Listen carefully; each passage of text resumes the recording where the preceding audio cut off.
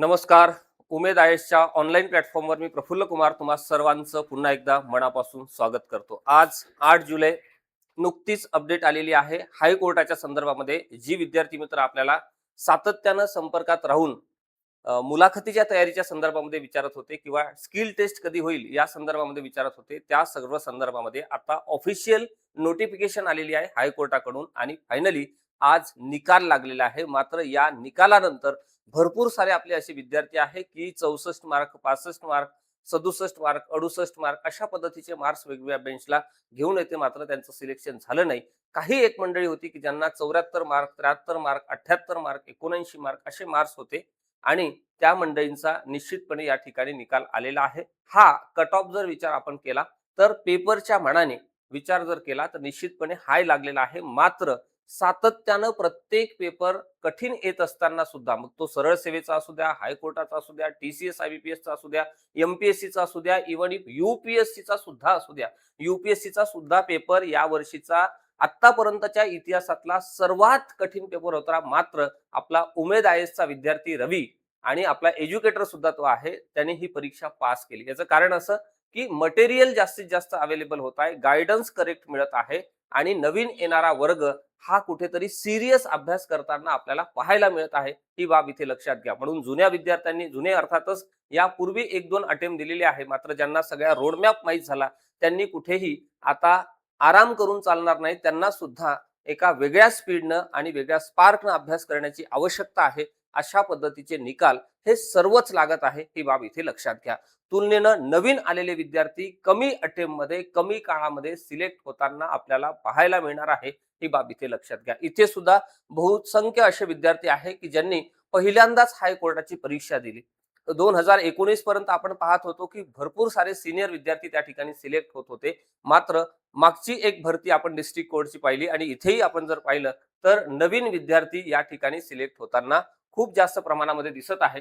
आता पहिला निकाल आपण पाहू. इथे 2906 कॅन्डिडेट हे एलिजिबल झाले टायपिंग टेस्टसाठी. आणि मी तुम्हाला सांगतो, हायकोर्टामध्ये जर तुम्हाला नोकरी पाहिजे असेल तर टायपिंग टेस्टमध्ये 20 पैकी 20 मार्क घ्या.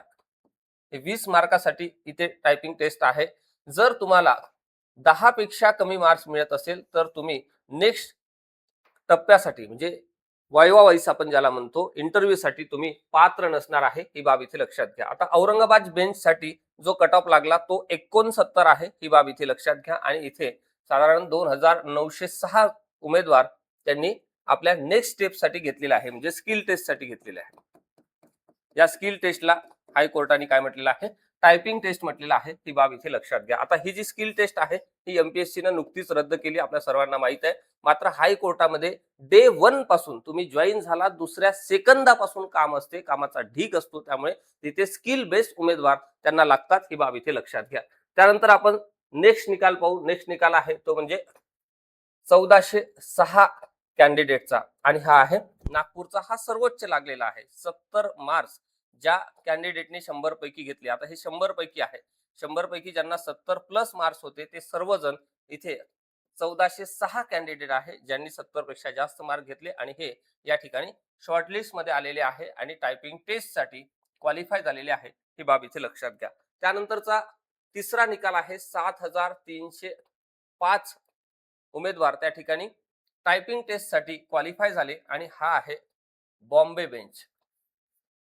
हा आहे बॉम्बे बेंच. ही बाब लक्षात घ्या. आणि इथे 67 एवढे मार्क्स लागत होते. 67 प्लस मार्क्स ज्यांना होते ते या ठिकाणी स्किल टेस्टसाठी म्हणजे टायपिंग टेस्टसाठी आता पात्र झालेले आहे. आता हे तिन्ही ठिकाणी आपण पाहिलं, 67 इथे 70 आणि औरंगाबादला 69 असा हा निकाल लागलेला आहे. ही जी आकडेवारी आपण पाहिली 67, 70 आणि 69 ही आकडेवारी, हा जर कट ऑफ आपण पाहिला तर हा कट ऑफ निश्चितपणे मी म्हणेल हाय आहे, जास्त सुद्धा नाही. कसा आहे? हाय आहे. मात्र इतक्या मोठ्या प्रमाणामध्ये कट ऑफ का लागतो आहे याच्यावर आपण विचार करणं गरजेचं आहे. तुम्ही म्हणत असाल की कट ऑफ सर जास्त लागला. मी म्हणेल कट ऑफ हाय लागला. पण हाय का लागतोय? तुमच्या सोबतचाच कोणतरी या ठिकाणी क्वालिफाय होतोय आणि तुमचं सिलेक्शन होत नाही. याचं कारण असं आहे की आपण यासाठी लागणाऱ्या सर्व बाबी, इतके मार्क्स घेण्यासाठी लागणाऱ्या बाबी पहिल्यांदा आपल्याकडे होत्या का, त्या पद्धतीचा अभ्यास आपण केला का, त्या पद्धतीचा सराव आपण केला का, हे एकदा तपासून पाहणं गरजेचं आहे. दिवसेंदिवस पेपर किती हार्ड आला तरी विद्यार्थ्यांचे मार्क्स हे वाढत आहे आणि आपण वाट पाहतो की माझ्या मार्कापर्यंत कट ऑफ कधी येईल. म्हणजे मला जर मार्क 60 असेल, 62 असेल, तर इथपर्यंत कट ऑफ येईल का, हाच आपण विचार करत आहोत. दिवसेंदिवस हा जो कट ऑफ आहे तो वाढताना आपल्याला पाहायला मिळत आहे. ही बाब इथे लक्षात घ्या. आता ज्या ज्या उमेदवारांनी ही परीक्षा पास केली, म्हणजे स्क्रीनिंग टेस्ट पास केली आणि टायपिंग टेस्टसाठी आणि पुढच्या टप्प्यासाठी म्हणजे मुलाखतीसाठी जी पात्र झाली, त्या सर्वांचं खूप मोठ्या प्रमाणामध्ये आपल्या उमेद आयोगच्या टीम कडून मी अभिनंदन करतो. आणि मात्र काही कारणास्तव ज्यांचा निकाल आला नाही त्यांनी कुठेही इथे मानसिकता खराब करून घेण्याची किंवा नाराज होण्याची आवश्यकता नाही. 27 सप्टेंबरला 27 सप्टेंबरला आपली एमपीएससीची पूर्व परीक्षा आहे. एमपीएससीची पूर्व परीक्षा आहे गट क ची. इथे सुद्धा तुम्हाला आता स्किल टेस्ट नसणार आहे, मात्र इथे 1800 प्लस जागा क्लर्कच्या आपल्या वाट पाहत आहे. ही बाब इथे लक्षात घ्या. सोबतच डिस्ट्रिक्ट कोर्टची भरती ही नोव्हेंबरमध्ये पुन्हा एकदा येणार आहे. आता हा जो नेक्स्ट टप्पा आहे टायपिंगचा, टायपिंग टेस्टचा जो नेक्स्ट टप्पा आहे, इथे 20 गुण आहेत आणि जो इंटरव्ह्यूचा टप्पा आहे इथे 40 गुण आहे.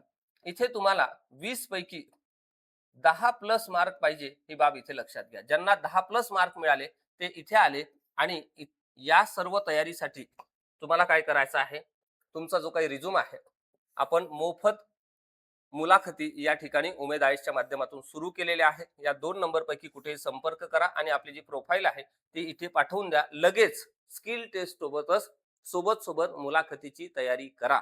मुलाखतीला पहिल्यांदा सामोरं जात असताना तुमच्या पदाविषयी माहिती, हायकोर्टाविषयी माहिती, ज्युडिशियल सिस्टीम विषयी माहिती, सुप्रीम कोर्टाविषयी माहिती, जिल्ह्याविषयी माहिती, युनिव्हर्सिटी विषयी माहिती कशा पद्धतीने आपण कलेक्ट केली पाहिजे, त्यावर आधारित कशा पद्धतीचे प्रश्न विचारले जातात, चालू घडामोडीमध्ये कंटेम्पररी कोणकोणत्या महत्वपूर्ण अशा पद्धतीच्या घडामोडी आहेत ज्या घडामोडींवर सातत्यानं त्या ठिकाणी प्रश्न विचारले जाणार आहे, याची संपूर्ण तयारी आपण करून घेणार आहोत. आणि ती कशी असणार आहे, मुलाखत मोफत असणार आहे. ही बाब इथे लक्षात घ्या. कुठेही तुम्हाला रजिस्ट्रेशन चार्ज नाही आहे किंवा कुठेही फी पे करण्याची आवश्यकता नाही. आता यासाठी तुम्हाला काय करायचं आहे, या 2 नंबर पैकी कुठेही संपर्क करायचा आहे आणि जी मंडळी बाहेर आहे, पुण्यात आहे, त्यांनी पुण्याच्या आपल्या ऑफिसला सेंटरला भेट द्या.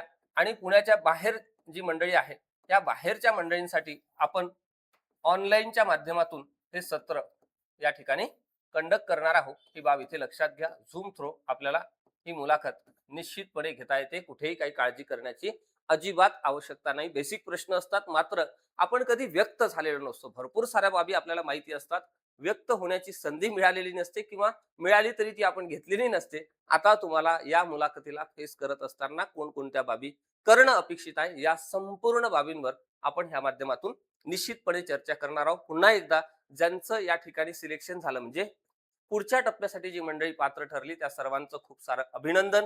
आणि ज्या मंडळींचं सिलेक्शन होऊ शकलं नाही त्या मंडळींनी सुद्धा तुमच्या अभ्यासाच्या संदर्भामध्ये काही बदल करायचा आहे का किंवा काही प्रश्न आहे का, आपण या अगोदर वेगवेगळे क्लास केलेले आहे, पुस्तकं वाचलेली आहे, टेस्ट सॉल्व्ह केलेले आहे, मात्र मार्क्स वाढत नाही, त्यांनी निश्चितपणे इथे आपले प्रश्न पाठवून ठेवा. त्या सगळ्या संदर्भानं आपण निश्चितपणे एक मीटिंग करू. आजच्या अपडेटमध्ये मी इथेच थांबतो. लवकरच भेटू नव्या घटकामध्ये. तोपर्यंत खूप साऱ्या धन्यवाद.